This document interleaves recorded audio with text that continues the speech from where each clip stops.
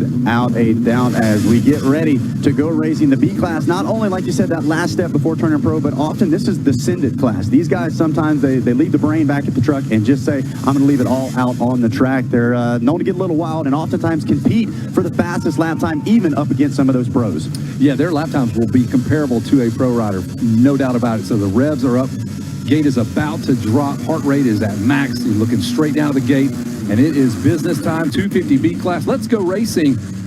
Great start from the center of the starting line. Can he hold on to it? We'll give it the whole shot. Who's it going to be? And let's take a look. Another red boot hole shot, and it's Brennan Harrison, this time on the number 49 Husqvarna, out front leading the way. For those of you watching on Flow Racing, the yellow background indicative of the B class here at Loretta Lynns. And right now it is the 49 out front leading the way into the 10 Commandments, one of the most iconic sections on this Loretta Lynns track. Yeah, you have Ryan Jaramillo in the number 2 spot, Drew Morrison, Malachi Kraft. Look out. Oh, man. Off screen, the number 19 of Malachi Kraft. Get it back together, my friend. The number 49, this is what you want to do. Get that whole shot. Leave all this absolute mayhem behind you, because that's where the problems arise for these guys. Well, and just like you said, Kevin, it is just that mayhem here on lap number 1. Absolute sprint speed, and the smallest of mistakes can sometimes cost you 4 to 5 positions, if not more than that. We've seen it even just in our last moto. But look at this. Some of the big names, Grayson Townsend up front, Tommy Doble up inside the top 5, Jace Wolf and Caleb Wood rounding out your top 10. Tough break for Dane Pappas. He finds himself in 26th place. That is a huge hole to dig yourself out of in terms of a championship. Here at Loretta's, we run a 3-moto format, so the lowest score wins. A 1-1-1 is what you want, so you want to win all 3 motos. These guys are going 20 minutes, which is much longer than whenever we race locally. It's usually about a 10-minute moto.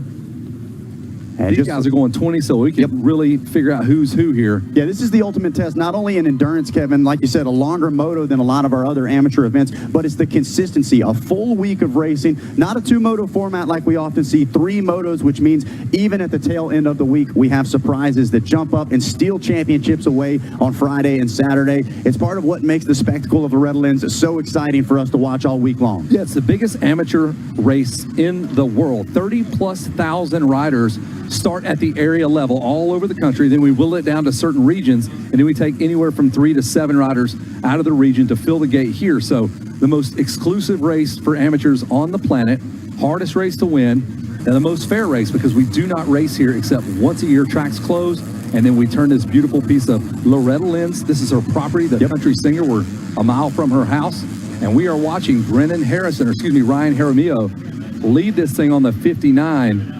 Grayson Townsend, he was in our preview show. We said this kid's got a lot of talent. He's been hurt, and he's got the potential. And let's watch Grayson Townsend on the 29 KTM. Can he do it? Yeah, another name worth watching, Tanner Dorman, we see up towards the top as well. Townsend, a rider that we're both familiar with. We call him out on the West Coast, does a lot of solid performance out there. Just hasn't quite been able to put it together here at the ranch, but looking to change things here in 2026 as Brennan Harrison on the number 49 took that good start and is making it. As you see him in the background, he's already opening things up. Look at the flip-flopping we've got going on inside this top 15. I just saw one rider probably pass 4 riders in one corner. Just like you said, the number 49 wants nothing to do with it. Yeah, Harrison wants to leave all that behind him. He's got the 59 of Jaramillo behind him, the 29 of Grayson Townsend. The reason Townsend seems so familiar is because he's been so young. He's like a freshman playing varsity, so he's been in this class for a minute. He's got the speed and talent, just hadn't really worked out for him. Here's the 94 of Tanner Dorman as we welcome Jason Wygant to the booth along with a special guest, Jason. Yeah, this is really cool actually to get the opportunity to do this. So we're going Flow Racing for the first time here for the Monster Energy Amateur National at Loretta Lynns, and we have Mark Floriani, who is the founder of Flow Racing. And I got a bunch of things about Loretta's and motocross I want to ask you, but I just want to know like even the genesis of Flow Racing and the vision which this is now part of. Man, we started Flow Sports about 20 years ago. Okay. We started with $10,000 in the van, slept in the van, started posting things online. We started with track and field and wrestling. I ran track at the University of Texas. My brother wrestled. And then we built up to about 20 sports. Flow Racing, we started in about 2019, and the rest is history. Yeah, and this includes this now. Yes. So you've gotten to see Loretta's today, not just on Flow Racing, but you're here in person. What do you think so far? It's an incredible event. I go to a lot of different events. We stream 60,000 events a year, so I've been all over the world, seen all different types of events. This is special. Your audience, since you mentioned the 20 other sports, but a lot of different racing entities, how do you think the crossover is between that audience and then what they're getting to see today? Well, we'll find out, right? Yeah. We have 2,000 events. I know, what we like to do. The mission of Flow Sports is to grow our sports, right? Yeah. And so we love when we can introduce the communities that we have with other events and other sports. And so we've seen it in motorsports. We've seen crossover. We've seen on the dirt track side from sprint cars to late models, even drag racing. We're seeing the viewership grow. And so, sometimes people are skeptical, but I believe that the communities will cross over. Not everyone, but we can grow these events and these viewerships, and we've seen it and we've done it in the past, so we're excited to do it. Excellent. Good to have you folks on board with us and vice versa. So where did that concept come from? You mentioned $10,000 in a van. Yeah. But where did the idea come from to even try that? Well, just like all these communities, right? You guys are at the bar and being like, hey, how do we grow this? How do we grow this? Yeah. And it was kind of the start of YouTube, and we're like, hey, we believe, our sports, track and field and wrestling. We had those debates, and we started talking to more and more communities, and we realized, hey, TV was not the future. The internet was the future. Yeah. And instead of trying to get 1 hour on TV a year, it's like, hey, can we stream all of it? And so we bet on that, and had a lot of nights in a Walmart parking lot, but slept on a lot of floors. So, I'm sure you were hoping, obviously, that would eventually progress beyond that, and you have. But no, I just wanted to stay in the van. Yeah, sure. Walmart parking lot. Yeah. Yeah, I don't even have a mailing address right now. I was like, someday we can get the Target, man. Someday we can get the Target. Yeah, class up the joint a little bit. Yes. But did you even? Okay, obviously the hope was to grow beyond that. But did you think it would get to the point that it is now, when you're talking 55, 60,000 events in a year? Yeah, I thought that we would be there, a year after, right? And so, yeah. Good luck. You always think you're gonna. Yes. If you don't shoot for that, you've never been here, True. right? So if you build it, they will come. Yeah. Just maybe not in 1 year. Wasn't quite that quick. No. Yeah. So I wasn't Mark Zuckerberg yet. So Hey, we're gonna help all we can. Please come on. Yes, exactly. Well, this is a big opportunity for Flow, because people can watch the next 2 hours here live for free on Amazon Prime and YouTube TV and a lot of other outlets. And that's another thing that we're trying to do, right? It's not everything's behind the paywall. We're trying to make sure that we're exposing it on the biggest platforms as we can. And so we just launched Amazon Prime a couple months ago. We've had great viewership on Roku. We're going to continue to expand that and try to grow this audience. So. Yes. And what does it say overall if people are watching on Amazon Prime, whether it's Loretta's or some of your other events? It's really an opportunity for them. Maybe they haven't even heard about it. And to see, like, wait, maybe I can watch more? Is that the idea? Yeah, we've seen great viewership growth, and then that turns into hopefully people to sample, and then they become fans, right? And what we need is more people watching. We need more people coming to these events, and that's what we're trying to do. We're trying to grow our sports every day, and that's a big part of it. It's interesting to hear that it started with, I'd almost call them, like, this is almost a niche sport. When you talk about track and field, I see you have gymnastics, cheerleading, things like that, wrestling. There probably are similarities, actually, when you think of the sports that really probably in your heart, and they should be bigger and better. Yeah, we see a lot of similarities. Yes. And, we joke around like when we started, it was wrestling and track and field, and a wrestler couldn't be more different than a runner on an individual level. Yeah. But we see a lot of similarities from a community level, right? Right. So, Loretta Lynn here is in Tennessee. This is where everyone goes. In track and field, they go to Eugene, Oregon, right? Okay. In wrestling, they go to Iowa, and you have these events, and you just start learning, and you're able to take from one community and then try it in another, and that's how we can get better every day. Yep, and grow it. Now, on the racing side, there's more four-wheel stuff. I see dirt track oval, late models. So do you foresee some crossover even of that crowd either embracing motocross or the motocross crowd embracing what we have here? It's kind of a new foray for you guys to be in motocross this heavy. Well, I guarantee you that the other crowd will embrace this. Yes. Right? And so we've seen it whenever we bring a new sport in, that the viewership goes up, and we get a lot of people crossing over. There is crossover. Because there's a bunch of, you turn on the TV or your CTV or whatever, and we're seeing people go across, and it's actually shocking. We went to a drag racing event, and there were people that said, hey, this was my first drag racing event because, and I'm a dirt track guy, right? And we're new in this, but I guarantee you next year you'll start to see people coming here because they learned about it on Flow. But you have that many events. Yeah, is it really people are they just turn it on, and whatever, they might, like you said, be a drag race guy, and they're like, yeah, now I just watch whatever. Is that pretty much what happens after a while? For sure. And then Yeah. a lot of shops, right, that are working on cars, they just have it on, and they just have it in the background, and so 100%. Now, we're talking Loretta is pretty heavy here, but with the partnership of Racer TV, we got a lot more two-wheel motocross stuff coming up. Yeah. Yep. Yeah, so we have 25 events. How many events do we have? Yeah, I can do the counting on my fingers here. So we got the regionals that we're going to show live. That had never been done before. We got Mammoth, and then you got 13 GNCCs as well. Yeah. So you're kind of diving in head first right now. Well, Loretta Lynn, I've literally been trying to get Loretta Lynn for like 10 years. This has been on your radar like that? Really? Yeah. It's Is it something because of the similarities to some of the other properties you have? Like you talk about even the heritage that you had in these other youth sports, so to speak? Yeah, it's that, but then you can just feel it, right? Okay. When people talk about Loretta Lynn and they come every year. Yeah. You can just feel that this is a sport that will work. Yeah. That people are passionate about, and I think that we can help and elevate. Okay, well, certainly great to have your support, no doubt about it. And I didn't even know. Yes. Last thing. Yeah, what do you got? I think you guys want to get back to the race. No, we'll get there. We'll get there. 9 minutes to go. We're always trying to invest in the sports. We don't want to come in. We want to be part of and take. We want to grow the pie and be part of the community. So what we're doing for first place, all 36 first place people are going to get $1,000 from cash money from Flow. Yeah, I'm trying to get Chris over there to actually get the cash, but it might have to be a check. Okay, we'll see how it happens. But it'll be $1,000.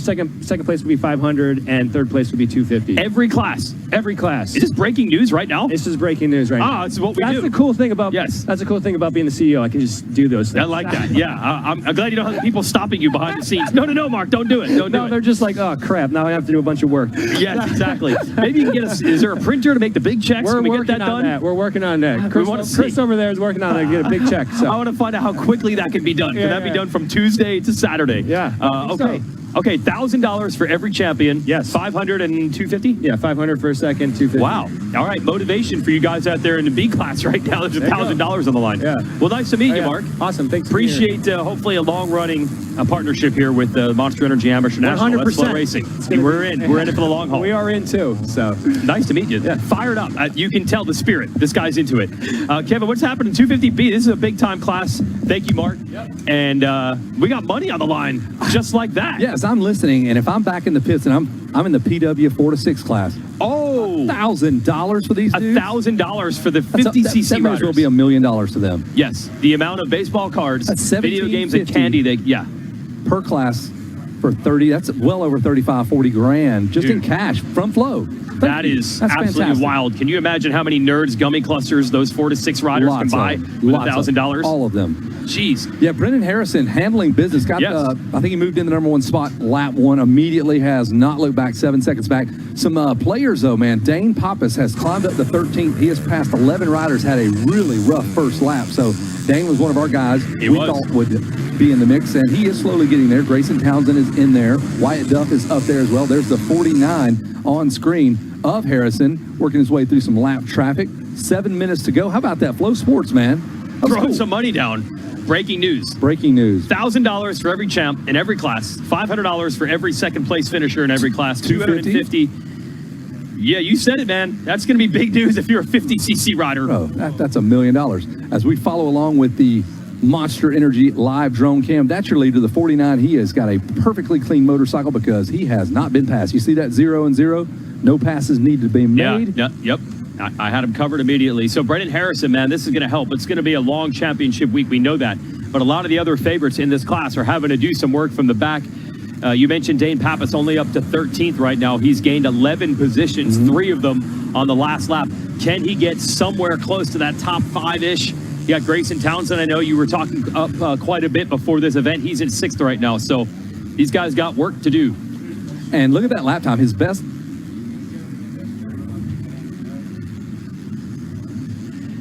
Yeah, so what we're seeing here in the B class with Harrison out front, the unique thing about Loretta is, if you're new to this, is that there's a qualification process to get in. So that's what makes it the true national championship. You have the area qualifier at what would essentially be your local track. You've got to finish in a predetermined position, usually say top 8, top 10, to qualify for the regional championship. The regional championship is cutthroat. that is really the line in the sand. There's people whose dream is to just even qualify for this race one time. And at the regionals, it's very, very difficult to even make it. And if you finish in a certain spot within the regionals, you are one of the 42 riders to enter each class. The B class you're watching here, that is generally considered 2 steps away from being pro. You're in B now. The top level is called Pro Sport. Also, that would be considered an A class. And then after that would be racing professionally. So these riders, Brendan Harrison, Tanner Dorman, Tommy Doble, the riders first, second, and third, they're probably a year or 2 away from turning professional. But a big step would be winning here today and this championship this week to get the kind of support to go to that next level. Yeah, all the factories are here. All the team scouts are here. They're watching their progress here. And look at that lap time by Brendan Harrison. He's got a 153. The fastest lap we have seen today is a 151. So it tells you he's right on the cusp of being right where he needs to be to run that pro level that will be greeting him next year. So. And in the B class, you see the yellow number plate backgrounds that designates you're a B rider. This is often the first year the riders are large enough to race the full-size motorcycles. You'll see a ton of racing this week for the mini cycles for teenage riders and younger. Once you get to that 15, 16 age mark, you're usually large enough to race the full-size bike, a 250 in this case, for the first time. And you have seen riders who maybe didn't excel on the smaller bikes all of a sudden catch fire and their careers really change right here in 250B. So a couple of these guys like Brendan Harrison, the 47 of rider Skadras, who you're watching right now in fourth. Those are the guys that are trying to break through right now. And we mentioned the scouting coming into this. You can scan that code to download the Prospect app by Verb Moto. Also, they rank all the different amateur races throughout the year to try to figure out who the favorites are coming into this race. And a shout out also to the Moto Playground folks with their Dirty 100 list. So you get a general idea of where people stand, but you never know until you get to Loretta's for sure. You might be from Miami, Florida, and getting anywhere else is a 12-hour drive. Yeah. And meet some kid from Washington. You've never raced that guy in the C class. And that's right. That's the beauty of Loretta Lynns. It's a fair playing ground. We don't use this racetrack but once a year, so there's no hometown advantage. Yep. Nobody rides here. Truly unique. And there's a lot of training facilities, as we're still watching Skadras here on the 47. A lot of training facilities have built replica tracks, or should I say attempted to build replica tracks, because even though they do it, the riders then all say it's just not the same, whether it's the pressure or the heat. I'm going to bring in a guy who's probably done that a time or two. We got Stu Beller here. Stu Beller, battling for the Grand National Cross Country Series title. Which you can watch on Flow. That's right. That's on Flow Sports now as well. Helping develop the Kawasaki KX327. But also you run your own training facility there at the Shoals. Have you tried to replicate this? We do have a replica at the Shoals. We actually had my dad, who's a land surveyor, come out and do a full topo of this track right after. No way. He went to the campground. Come on. And flew the drone over here and checked it out. But like you said, you can't replicate these conditions. We try extremely hard, but to be able to actually replicate what you see here at the ranch, the race lines, the way that they develop when you don't have a trainer telling you the line to hit, it's a totally different beast. Oh, wow. That's an angle I'd never even thought of. Because you're doing drills, you're telling them do this, do that. The track forms differently. It absolutely does. When you go into racing and you've got a crowd of guys, 42 guys on that gate, you're trying to protect that inside, which closes off your corners. When you're training, you see these guys that are training at their backyard track. They may be phenomenal. You put them in a race condition, the lines are different. They don't know how to race them. So you see the guys that you think might do well, they show here and choke. Hey, Kevin Wyndham mentioned that as well. He said this track develops differently than any other racetrack because we got P-dubs, we've got little bikes, big bikes, slow guys, fast guys, all developing the line. So you got to navigate that. So, and what he said, you can look great at your test track. Because you get to do that line because nobody's trying to run into you on the inside. Yeah, or you didn't have someone who started 38th and is trying to weasel their way through using every inch of the track. 1,000 times you're going to see that same kicker on the inside of the Ten Commandments get hit, and you're not going to be able to replicate that on a Monday. Yes. Yeah, so it'll be interesting to see who can adapt here. We got Stu Baylor hanging with us here. 250B is nearly complete, about a minute to go, and Brendan Harrison has had it under control. If you scan that code on the screen right now, that is the Lapathon. You can donate money to St. Jude. That's a program that actually started with Ryan Dungey in Monster Energy Supercross. It's come all the way to the amateur ranks and Pro Motocross as well. Tanner Dorman is second. Tommy Doble is third. Skadras is fourth. Ryder Jaramillo is fifth. Wyatt Duff, Grayson Townsend, Cannon Hargrove, top 8. Trinity, Batchelor, and McCaden Fitch round out the top 10. Checkers are out. Kevin Kelly, Brennan Harrison absolutely dominated that one. Welcome to the dance. Brennan Harrison is absolutely elated. That's what it means to just win a moto, just to win a moto. And then all that hard work, spending time down at the Shoals or wherever you train, years of your parents driving to and from practice tracks, cleaning bikes during the week. It is such an effort to get to that point. And that's what we talk about in this B class all the time, 250B. You can be a top 5 guy, and then all of a sudden, this is the class where you often see someone have it click. It definitely did